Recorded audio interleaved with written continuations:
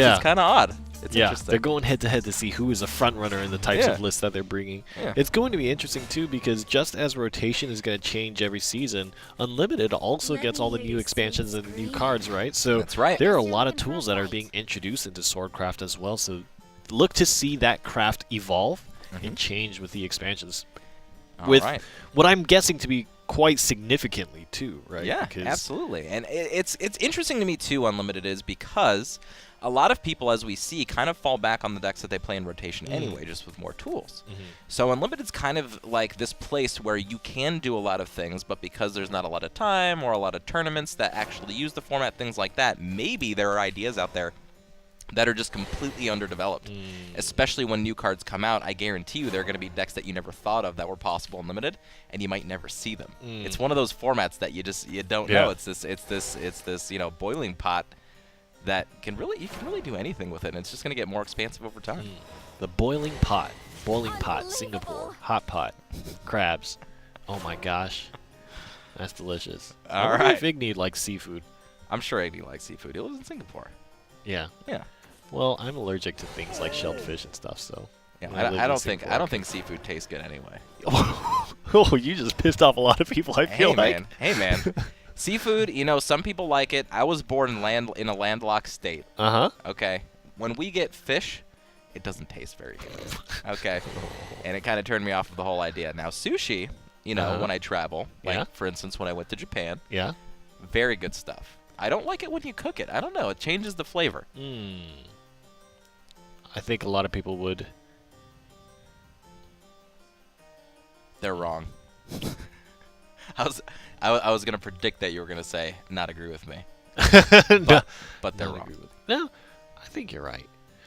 BMA is thinking a lot about his turn here, and I think you do have to be very careful in Daria matchup for similar reasons as the Dimension Shift matchup, but in Daria, you can actually just get beat up if you don't do anything about your opponent's board. You can. Yeah, this is a matchup that's all about controlling and maintaining the board. Specifically speaking, the Daria turns, a lot of times it's not the first Daria played that wins. A counter Daria, especially with Chimeras in the format now, can really change the context of when you actually want to play it and how you get the most advantage out of it. One thing, guys, that I need to bring to your attention is we said there was going to be a special announcement today. And after the break today, you guys are going to learn a little bit more about the SEAO region. Yeah. And if you are a player there, what other things are coming your way in the future. And they might or might not include Ignidius. We'll see. Yeah. Things Southeast Asia and Oceania is growing. That's right. We see these players coming back and competing and doing better and better and better. And with that, the tournament gets better and better and better. So we have some announcements to make about the direction of Southeast Asia and Oceania and where it's going to be over the course of this year. So make sure you stick around and are here after the break so you can hear what the updates are. That's right. And just like everything with Shadowverse, as we've seen, is that it kind of grows over time, right? It's coming a lot faster than it ever has before, where things are just being updated, more money's being thrown at it, and things like that, like thrown at it in a good way. You know what I mean? Like more players participating, more regions being opened up, more tournaments around the world, especially with the World Grand Prix coming up, things like that. It's just it's so many more spots to go there too.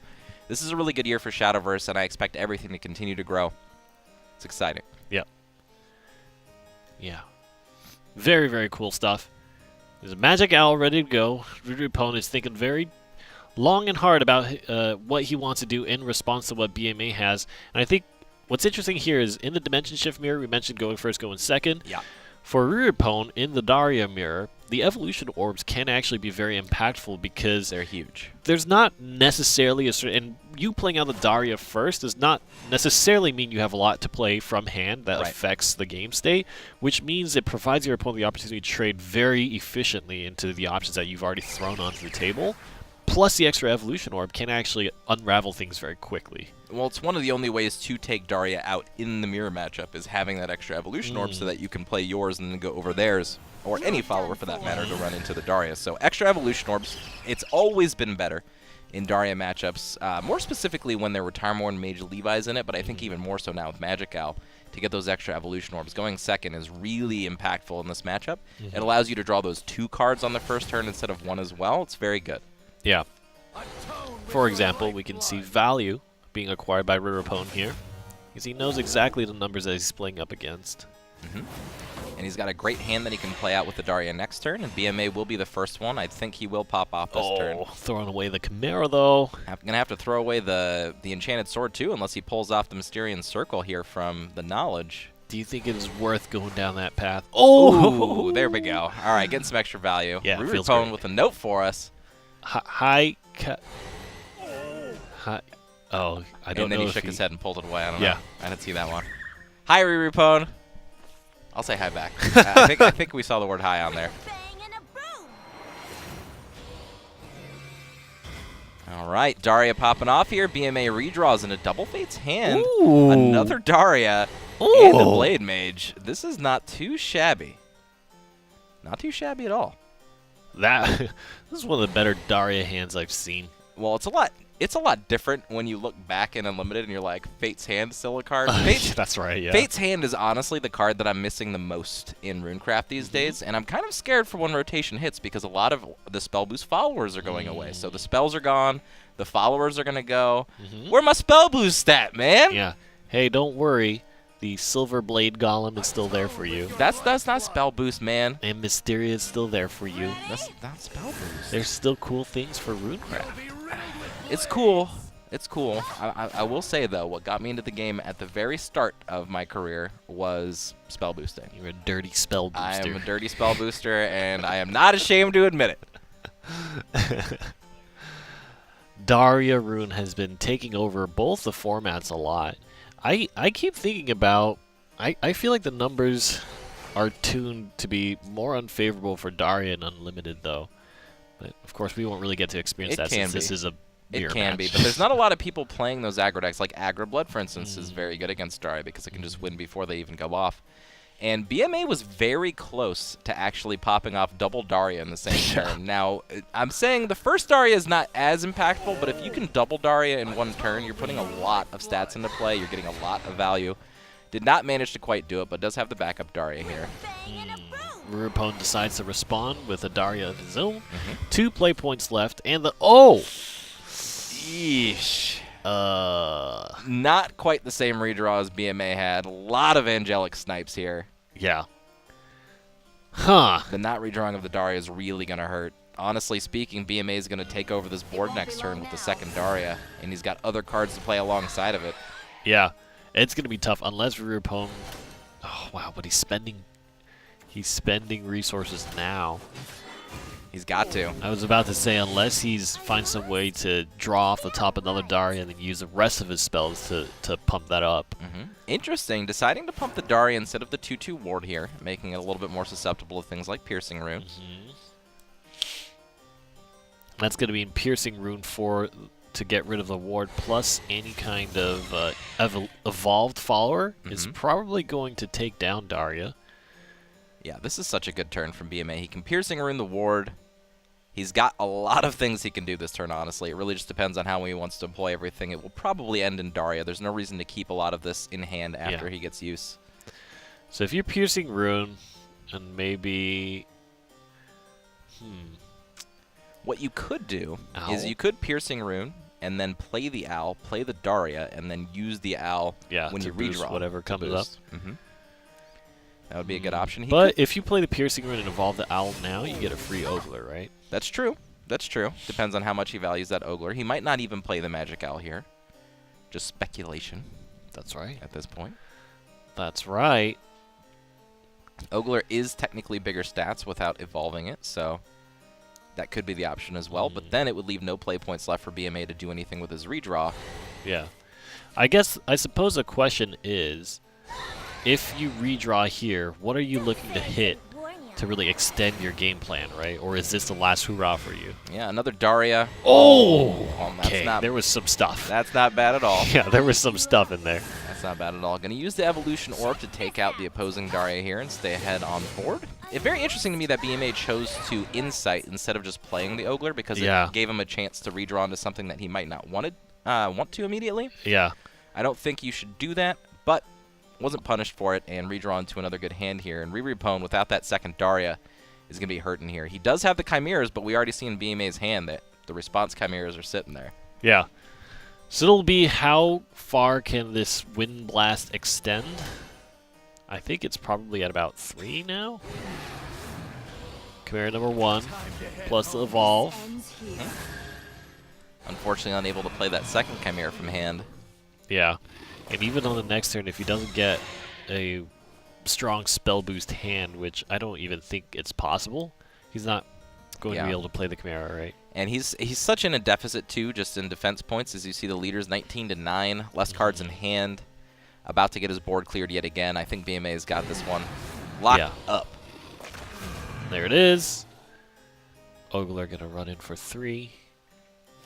And honestly, you can kind of just chill. I might have even considered using or saving the Golem Assault for more value just because you're so far ahead. But he says, you know what? Don't even care. I just want more spell boost. There's that guy. Levy. The time-worn mage. And as we suspected, just not a real opportunity to use his Chimera this turn, which is going to hurt. Brings them that much closer to... Oh! Off the top. That'll do it. Yep. Oh, man. He's just planned out the turn for some reason. Doing the BM stuff. I like it. Yeah. There it is. All right, Angelic Snipe. That's another card, too. Angelic Snipe. Yeah. Can you imagine how crazy that card is with something like Mysteria? Oh, yeah. Oh, yeah, I know. I mean, so I actually built a Mysteria deck in Unlimited for me to try out to have some fun with, and Angelic Snipes in that deck. You get your second Mysteria down, and you're just sitting with Magic Missiles and Angelic Snipes in your hand. You're just like, what is up? You just start machine gunning for 3 damage. You're like, Crimson Sorceries just everywhere. Yeah, they're unreal as well, of course. Getting up to like 5-6 damage, you know what I mean? That's pretty backbreaking, pretty hard to deal with. What I need to experiment again with, and this is a deck, and I'm sure if you guys have been following me for a long time, you guys know that one of my favorite decks of all time is Conjuring Force. And I'm always on the lookout for new things to do with that in Unlimited. Yeah. That's like one of my pet decks. It'll always be. And that's why it's so sad to me that because if Spell Boost is going away in rotation, it means that they're not really going to be supporting really good spells, perhaps, or things like that that you play along curve, like Magic Missiles and Insights and things like that.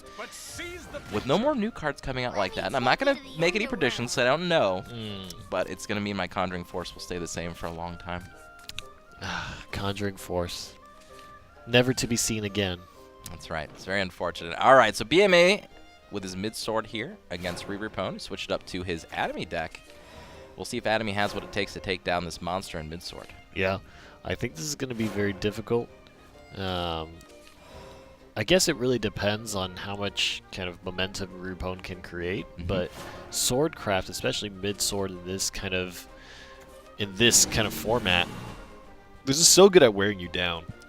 It is. And at the moment, RIRIPWN does not have an Atomy, so no way to go crazy yet, unfortunately, and has to play a pretty fair game.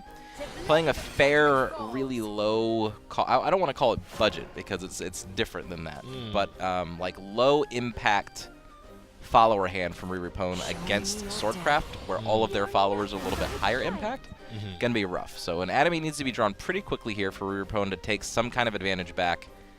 And it's honestly one of the only ways to actually deal with something like an Evolved Albert on turn 5 as well. You can Lurching Corpse combo into it, but you have to make sure there's no other followers in play, and it's going to get a lot harder every turn with the followers that BMA is going to be playing. Yeah. Soul Conversion. What a fantastic card.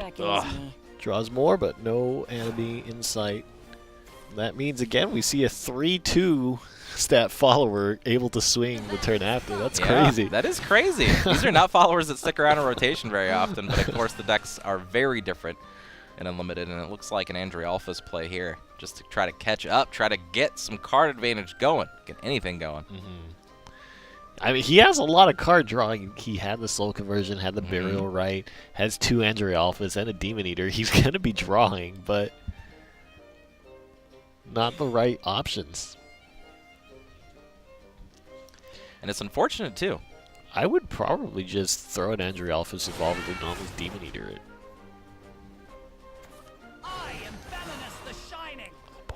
All right, so it looks like he is going to evolve the Bellinus instead of the Andre Alphas. Andre Alphas Evolve in combination with Atomy is fantastic. Yep, but yeah, it looks like he just wants to try to take the board back. He knows that the Atomy play is not incoming anytime soon, so basically he's just going to shift into a mid-range game plan. Yeah, probably makes it quite difficult to use against Sword because there are a lot of followers that can evolve for quite a lot of stats. Sword is notoriously has a tough time against wide boards, but against single cards, there's a lot that it can utilize to... Yeah, realistically, that's where it excels at. If you're just trying to go 1-for-1 with Sword, they will get you. You got to try to go wide against them, and that's why, you know, new cards that came out for Swordcraft, like Lancer of the Tempest in rotation, were really sorely needed for things like Swordcraft. Yeah, we saw them turn games around. Yeah. Oh, yeah. Lancer of the Tempest. Tempest of the Lancer, Lancer of the Tempest. All right, so a few options here. Of course, there is the Frontline Cavalier in play. Might hit an Evo just to get ahead on board with an Albert to the face. Could evolve an Albert go face. Yeah, could fill up a wide board as well. Can play 2 followers here. Could just play another Frontline Cavalier as well. I am an advocate of going face. Most Swordcraft players are probably in that boat. It just feels so good. I don't think you play Swordcraft and you don't think face is in place. No, it was an Albert. You could choose one of the 2 handsome boys. But again, you have to talk about in context of what you're playing against. You're playing against Atomy. Oh my god! A lot of healing that's going the wasted here. Too bad it was all over here. Right. Oh man. But playing against Atomy, you need to keep their board clean so that they can't just push out an Atomy on you. So you got to play a little safe against them. Yeah. Double Cavalier means that there are targets on the back of BMA's board, right? Specific cards that you really want to remove. Because really, your face damage is not going very far at this point. Honestly, RIRIPWN has to play catch-up every single turn at this point until he draws something that he can either use with the Chronogenesis. Because, I mean, he's got some Lurching Corpse Demon Eater combo, you know, stuff in hand, but unlike Mid-Shadow that we see in rotation, doesn't have the mid-game options to kind of cement himself into a lead here. Thinking about how he wants to spend the Ghost. Trades in with the 1-1. All right, he's going for the die roll. Winner, winner. All right, not bad. Not bad. Still not drawing anything that he needs to, though. I suppose at this point you're actually probably just focusing on a Deathly Tyrant game scenario, right? But how are you going to push the face damage? That's the hard part. All of your followers are like 1 attack, 2 attack. It's really tough. Chronogenesis does not evolve for any stats. It does get your highest play point follower that has died this game back into play, but at the moment that means a Bellinus or a Lurching Corpse or something. I'm pretty sure RIRIPWN only has 1 Tyrant as well, so it's not like he can do the buffed up Tyrant and then just 1 more on top of that. Right. Oh, my goodness. Yeah. I always feel for Atomy players when they just keep drawing their engine, but not anything to use on top of it. This is kind of sneaky. A lot of Chronogenesis in hand, not a lot of stuff to use with it. Yeah. Andrialphus. And honestly, there's not even a good removal option for this Albert at the moment. I mean, he's got the Lurching Corpse combo again, so I take that back. There is something that he can do here. He's got another combo. Definitely needs to go for it. Okay. So over the next few turns, wow, you could see it on his face too. He's just like, where in the world? Did he just pass without swinging with the Ghost? I think he swung with it. Yeah, opponent's at 18. Yeah, I think you're right. I just feel like I saw the glow. RIRIPWN just like, I play Atomy. Where's my freaking Atomy, man? Oh man, Luminous Mage out. So over the next few turns, you have 2 Alberts to swing. One of them is going to be enhanced. And 10 defense is not a lot against Swordcraft and their storm damage. No, it's not. Again, as we know, and soon to be out of rotation, Albert is going to come down on turn 9, Evo, and deal 10 damage by itself. So realistically, all BMA has to do is kind of just wait this game out. He's not going to lose anytime soon. Deathly Tyrant's not going to be an option yet because only 10 shadows for RIRIPWN at the moment. Maybe up to 13 after this turn. Not 20, though. So yeah, 2 more turns is it. Yeah. So he's got some card draw in his hand just because of the evolved Andrialphus. But I think it might just be too little too late. Even if you did drop an Atomy, it doesn't provide any kind of defensive ability. In my mind, too, it's kind of funny, right? Like, you're looking at a board with not a lot of big stats on it, right? BMA's got like a 4-3, a 2-1, and a 1-3. Like, not a big board, but when you look at RIRIPWN's hand, it's all tiny. Man, if you had milled an Atomy there, I would have been so sad. Yeah. Unfortunately.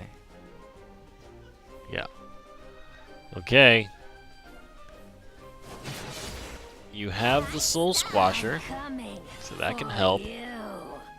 Yep, Soul Squasher will probably come down. Carried is also an option just to get the board back a little bit, but again, that'll be the last Evolution Orb.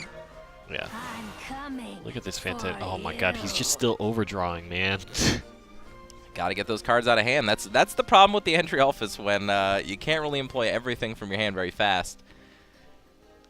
Zeus would have been a great option in this game if he was possibly going first and he didn't go down to 10 immediately. Yeah. But that Zeus is kind of just stuck in his hand as well. Yeah, Zeus certainly will, and very famously, swinging Albert into Bane is not a good time. Oh, wait a minute. Wait a minute. I think that's gonna bring it back, right? I'm gonna borrow this. That's a sweet combo. Never mind. Zeus is alive and well. That was a sweet combo. That's what's up, but that's the last Evolution Orb as well. That is, but that's an early Zeus. I said it wasn't going to come into play, but I did not see the Gloomy Necromancer in hand. That was awesome. Now, actually, RIRIPWN just like, you know what? I've got a chance here. Yeah. But, okay. Momo. Yep. oh, Momo. Momo. Take care of all the problems for 3 play points. Yeah. So 2-2 with Rush, and if it jams into a follower with 5 or more attack, it gains Bane, able to take down even the biggest of followers. That's one of the reasons why we talked about how Swordcraft is very good at taking down big followers rather than Or one at many a time. followers. Yep. Yeah. So good play, and does actually even up, quote unquote, the playing field here. And unfortunately, if RIRIPWN does not find a ward in some way or fashion, I don't think there is one, honestly, that he has access to anymore, that Albert's going to come down. He's got to know. I mean, turn 9, Evolution Orb, you're at 10. RIRIPWN opened himself up for the possibility of Deathly Tyrant lethal, but He did. didn't draw it. That's absolutely true. Which is a story of Deathly Tyrant's life in the Shadowverse Open, I feel like. I feel like I've only seen it close out a game twice. Well, it's interesting. I mean, we've seen games not necessarily in Atomy where we've seen it win, right? Where it's just an option that Mid-Shadow was playing. But honestly speaking, in Atomy, I've always run the full set of Deathly Tyrants. So, like, it's a card that it's your secondary game plan. I feel like the lack of that might have hurt RIRIPWN in this matchup because, like you said, if he had one in his hand, he would have won this game. No ward here, and I don't think there's any ward for 3 or less in RIRIPWN's hand. Nope. So that means BMA is going to give him the old what for? What Sky Knights? The old Sky Knights assemble. Yeah, the old Sky Knights treatment. That's right. Oh man, he just Albert wow. Leader 2, just rubbing it in. Yeah, he's got all 3 Albert artworks. RIRIPWN's always got a cheery smile on his face.